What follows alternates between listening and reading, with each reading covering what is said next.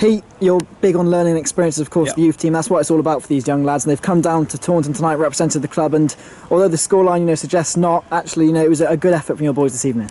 Yeah, we think it's massively important to expose the players as early as possible to the realities of high-level men's football. Ultimately, that's what we're trying to prepare them for. And these sort of learning curve and learning experiences are massive as part of that development.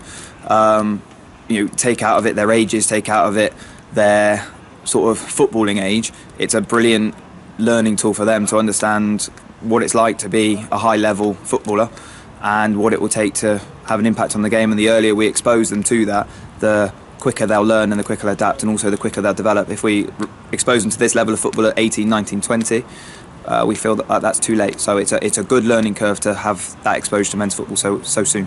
The ages of your players range from 15 years old all the way to 17 tonight. They were playing against some real senior players who have played much higher than the level that Taunton are at. You must be pleased with the way they performed. There were certain times they kept the ball well, the counter-attacked well, and also Freddie Lackworth in goal, producing a number of excellent saves. Yeah, I think start with Freddie. Fundamentally, Freddie's job is to defend the goal, and more often than not he did. If we break down the game as it was, Taunton in the first half had a set piece and then a goal which was superbly taken. And then as the second half went on and on, sort of the aerial dominance and the physicality sort of started to show through. But in terms of footballing wise, the lads showed a lot of bravery to keep trying to play the way that they need to develop, the way they need to affect the game and have an impact.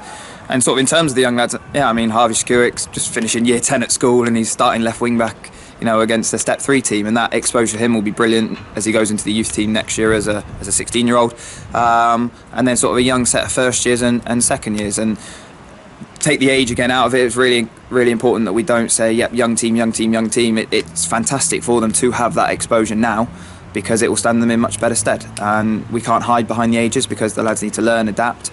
We'll analyse the game, analyse what they can learn from it, and it's really important that we do that.